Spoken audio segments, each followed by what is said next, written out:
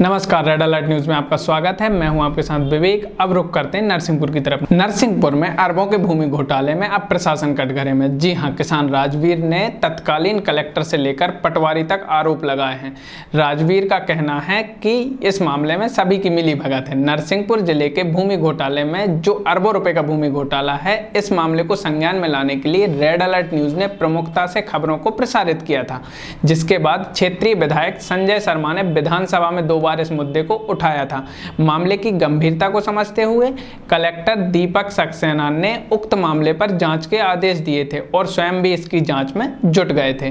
Collector ने 34 hectare यानी लगभग 85 एकड़ जमीन पर फैसला सुना दिया था। बाकी जमीनों पर मामले अभी लंबित हैं और शीघ्र ही उन पर कोई निर्णय आएगा। इस पूरे मामले में नया और रहस्यमय मोड़ तब आया जब हम एक किसान के पास पहुंचे, जिन्होंने उस क्षेत्र में 30 एकड़ जमीन खरीद रखी है, जिसमें से 25 एकड़ के पट्टे कलेक्टर द्वारा निरस्त कर दिए गए हैं। उनसे जब हमने बात की तो सबसे पहले राजवीर ने कहा ऐसा कोई नोटिस उन्हें नहीं मिला है जिसमें पट्टे निरस्त होने की बात कही गई हो। राजवीर के बारे में बता दूं, राजवीर हरियाणा के रहने वाले हैं, डिफेंस से रिटायर हैं, वर्तमान में खामघाट में रहते हैं। वहाँ उन्होंने अपने खेत में अपना मकान बना रखा है। पूरे मामले में कहा उन्हें बिल्कुल भी जानकारी नहीं थी, ये शासकीय भूमि है। साथ ही राजवीर ने तत्कालीन कलेक्टर से लेकर प्रशासन सहित सभी अधिकारियों पर सवालिया निशान खड़े किए हैं। उन्होंने आरोप लगाए हैं कि यदि कुछ ऐसा हुआ था जिसकी जानकारी पटवारी, तहसीलदार और एसडीएम को तो होती है कि ये शासकीय भूमि है, फिर उन्होंने कैसे रजिस्ट्री होने दी, और यदि ऐसा हुआ है तो क्या कलेक्टर उन पर कार्रवाई करेंगे। आइए सुनते हैं राजवीर की जुबानी खामघाट की एक और कहानी। ये तो पता चल रहा है कि जब से पट्टे अलॉट हुए तब से कंटिन्यू बिकती हुई आ रही है, लगातार बिक रही है और आज 90% ज़मीन यहाँ पट्टों की बिक चुकी है। 60 सालों से जो लोग यहाँ पर ज़मीनें खरीद के बैठे हुए हैं, औने पौने रेट में खरीद के बैठे, तब से कार्रवाई क्यों नहीं हो रही।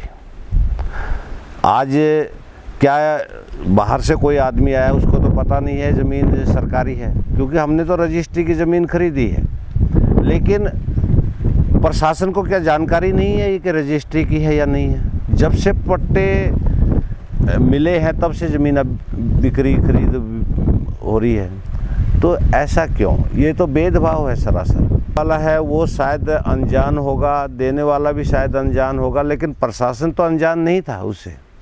क्यों नहीं फिर प्रशासन उसके ऊपर शुरू से कार्रवाई कर रहा है कि कौन कर्मचारी, कौन अफसर्स, कौन कौन इसमें शामिल है, क्यों नहीं उस चीज़ को उजागर किया जाता। प्रक्रिया होनी चाहिए, शुरुआत से होनी चाहिए। निरस्त करना एक सही तरीका नहीं है, उसकी इंक्वायरी होनी चाहिए, शुरुआत से होकर के दोषियों के ऊपर कार्रवाई होनी चाहिए।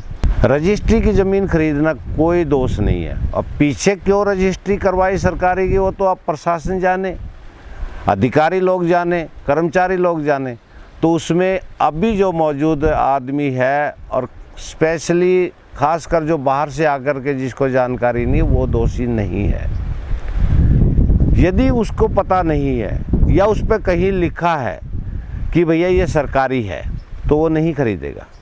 अब जब उसके ऊपर कहीं आप स्वामित्व का हक दे दिया है पिछली रजिस्ट्री पे, तो अब वो दोषी कैसे हुआ कि वो जो नया आदमी खरीद रहा है। जब अपने अधिकारियों को, अपने कर्मचारियों को नीचे से लेके ऊपर तक सब पता है कि ये ज़मीन सरकारी है, चाहे भले वो खरीदने वाले को पता न हो कि वो सरकारी है, तो भैया ये उनकी सहमति से ही तो बिक्री हुई है। पटवारी ने भी लिख के दिया होगा, कहीं आगे तहसीलदार का भी रहा होगा, एसडीएम का भी रहा होगा, कलेक्टर तक भी जानकारी रही होगी। कैसे कह सकते हैं कि इसमें खरीदने वाला ही दोषी। मैंने ये रजिस्ट्री की ज़मीन खरीदी है, यदि प्रशासन निष्पक्ष था तो उसको ये रजिस्ट्री होने ही नहीं देनी चाहिए थी उनके नाम से।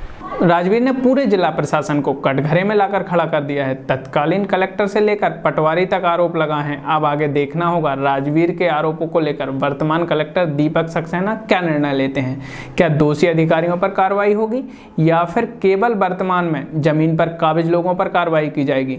आगे इसी क्रम में हम आपको सुनाएंगे उन भूमिहीनों की दर्द भरी दास्तां जिन्हें शासकीय जमीन तो मिली, पर उनके साथ धोखे से वह जमीन उनसे छीन ली गई। तब तक के लिए नमस्कार।